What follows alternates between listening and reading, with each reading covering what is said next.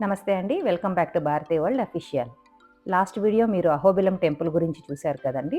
ఇప్పుడైతే మేము అహోబిలం నుంచి యాగంటికొచ్చామండి. ఇది కర్నూలు జిల్లాలో ఉంటుంది.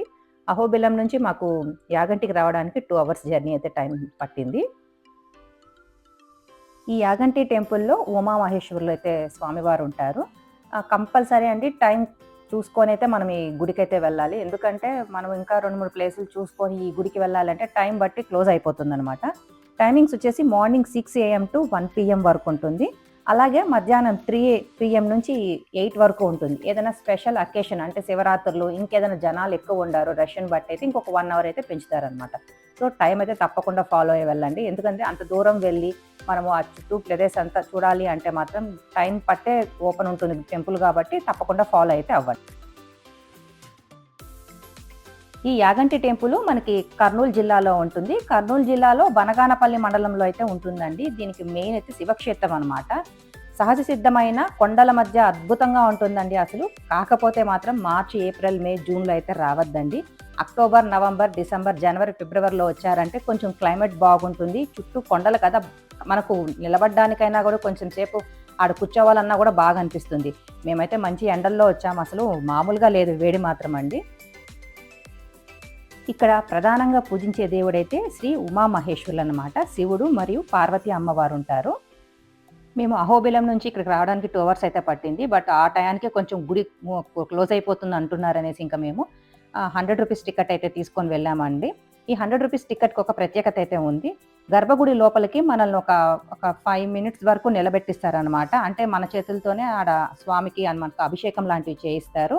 అండ్ రెండోది ఏమిరా అంటే గర్భగుడిలోకెళ్ళి మనము స్వామివారిని తాకేటప్పుడు మాత్రం మగవాళ్ళైతే షర్టు, బనీన్ లాంటివైతే తీసేయాలనమాట. కంపల్సరీ పంచెతోనే వెళ్ళాల్సొస్తుందనమాట. మేమిక్కడ టికెట్ తీసుకొనైతే దర్శనానికైతే వెళ్ళిపోయినామండి లోపలికి.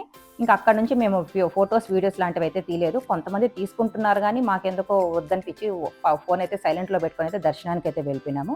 మన చేతులతోనే మనకక్కడ అభిషేకం లాంటివి చేయిస్తారు, అర్చన లాంటివి చేయిస్తారండి. స్వయంభుగా వెలిసిన శివలింగం అయితే చాలా బాగుందండి అసలు.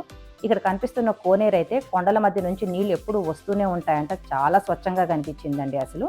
ఇంకా మేము దర్శనం చేసుకొని, కోనేరుని చూసుకొనైతే మేమిక్కడ పక్కకొచ్చామండి. ఇక్కడ పక్కన బసవయ్య ఉన్నాడు చూసారా ఇది? ఇదేనండి ఈ గుడికి చాలా స్పెషల్ ఆఫ్ అట్రాక్షన్ అన్నమాట. ఈ యాగంటి ఆలయంలో అయితే నంది విగ్రహం అండి బసవయ్య రోజు రోజుకి పెరుగుతుందని అయితే చాలామంది చెప్తున్నారు. మా పెద్దవాళ్ళు కూడా ఈ యాగంటి టెంపుల్‌కొచ్చిన్నారు. ప్రతి 20 సంవత్సరానికి ఒకసారి ఒక అంగుళం అయితే పెరుగుతుందంట. పురాతన కాలం నుంచే కాదు మా పేరెంట్స్ కూడా అసలు ఈ నంది చుట్టూ ప్రదక్షిణం చేసినామని కూడా చెప్తున్నారండి. అంటే అప్పటికి ఇప్పటికి అసలు ఎంత పెరిగిందో చూసారు గదా! పైగా ఇది సైంటిఫిక్‌లో కూడా తేలిందండి. వాళ్ళు కూడా పెరుగుతుందనేదైతే కన్ఫర్మ్ అనైతే చేశారు మనకిక్కడ. దర్శనం చేసుకొనైతే మేము పక్కనే ఉన్న గృహల్లోకెళ్ళిపోయామండి. యాగంటి పరిసరాల్లోనే ఈ గృహలనేది చాలా బాగుంటాయన్నమాట. అగస్త్య గృహ. అగస్త్య మహర్షి అయితే ఇక్కడ తపస్సు చేసినారండి. ఆయన తపస్సు చేసేటప్పుడు ఈ కాకులనేవి కొంచెం ఆయనకి ఇబ్బంది కలిగించాయని ఆయన శాపం పెట్టాడంట. అప్పటినుంచి ఈ యాగంటిలో కాకులనేవైతే ఏమి ఉండవనమాట. ఇంకొకటి ఏమిరా అంటే ఈ గృహలోనే అండి 'ఎక్కడికి పోతావో చిన్నవాడా' సినిమా షూటింగ్ అయితే జరిగింది. మనకు కేరళలో వైద్యం కోసమని వెళ్తారు. ఆ గృహ అయితే ఇదే అన్నమాట అసలు. చాలా బాగుందండి. మెట్లు ఎక్కుతూ ఉంటే చాలా భయమేసింది కొంచెము.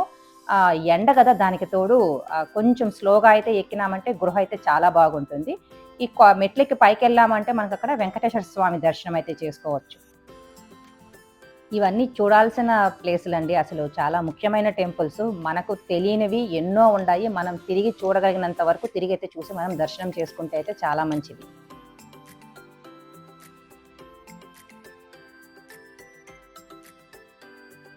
వెంకటేశ్వర స్వామి దర్శనం చేసుకొనైతే పక్కన ఇంకొక గృహ ఉందండి. అక్కడ వీరబ్రహ్మం గారు కాలజ్ఞానం రాశారంట ఆ గృహలోనే కూర్చొని. సో, అక్కడైతే శివలింగం ఉంటుందన్నమాట. సో, అక్కడికి కూడా వెళ్లి చూద్దాం పదండి. ఇదేనండి ఆ మెట్లెక్కి వెళ్ళామంటే పైన ఒక గృహ ఉంటుంది. అక్కడ శివలింగం ఉంటుందన్నమాట. యాగంటి టెంపుల్ గురించి నాకు తెలిసినంత వరకు అయితే చెప్పానండి. ఈ వీడియో ఇంక ఇక్కడితో ఎండ్ చేస్తున్నాను. మరో కొత్త వీడియోతో మళ్ళీ కలుస్తాను.